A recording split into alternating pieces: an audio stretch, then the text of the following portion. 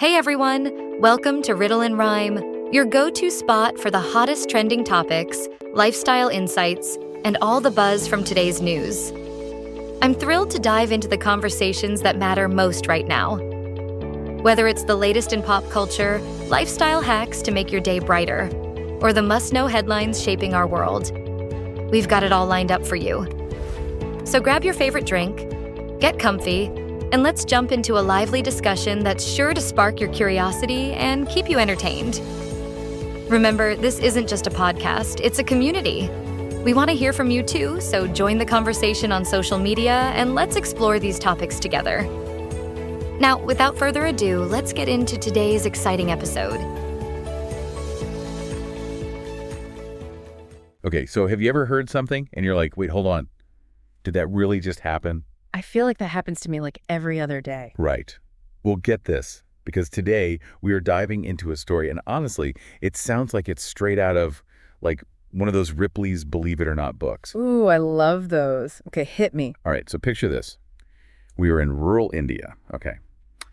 A man gets bitten by a snake, and not just any snake, a venomous snake. Yeah. But instead of, doing what any sane person would do, which is freak out and run to the nearest hospital, he brings the snake with him.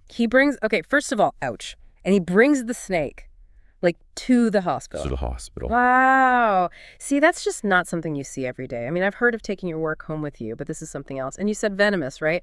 What kind of snake are we talking about here? So it was a Russell's viper. Oh, wow. A Yeah. Russell's viper. Okay, yeah. Those are nothing to mess around with. They're like one of the deadliest snakes in all of South Asia, I think.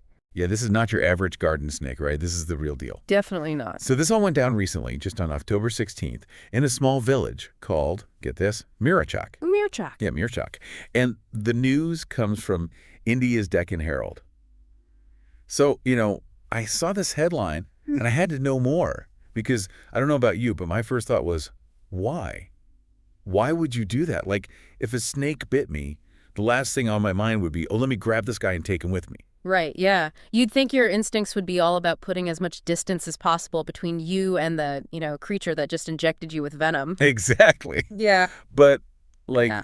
there's got to be a reason, right? I mean, people don't just do that for fun. Okay, so bringing the snake in, as wild as it sounds, it's actually a pretty smart move in some parts of the world. Really? Okay, I am very curious to hear this. Right, so imagine you are a doctor, you're in a rural clinic, and a patient comes in, they've been bitten by a snake. But they're panicked, right? They might not be able to tell you exactly what kind of snake it was. I mean, can you imagine trying to identify a snake in a moment like that? Under pressure like that, no way. Exactly. Plus, snakes, they're not exactly staying still for a portrait, right? Right.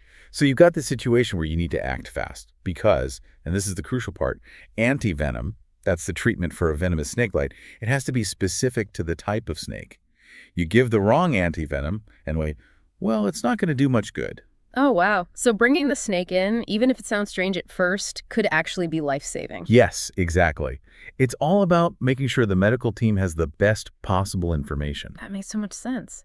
So this Deccan Herald article, it's pretty short, but they link to a tweet by a journalist, Vivekanand Singh Kushwaha, and it's this tweet that really caught my eye. Okay, what's in the tweet? So it's a picture of this guy, the guy who got bitten, Prakash Mandal, and he is just casually sitting there in what looks like a hospital waiting room, totally calm, holding a bag.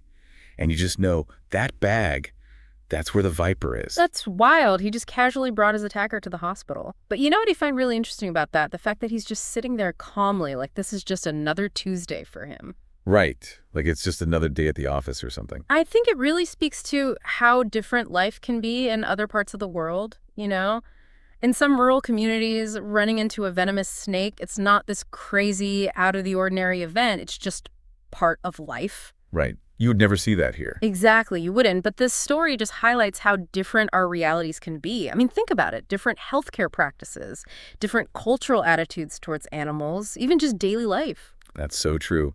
It's easy to forget how big and diverse the world is. It really is. This one bizarre story just really makes you stop and think. So to our listeners out there, I have a question for you. Would you be brave enough to catch the snake that just bit you, even if it meant you'd get better medical care?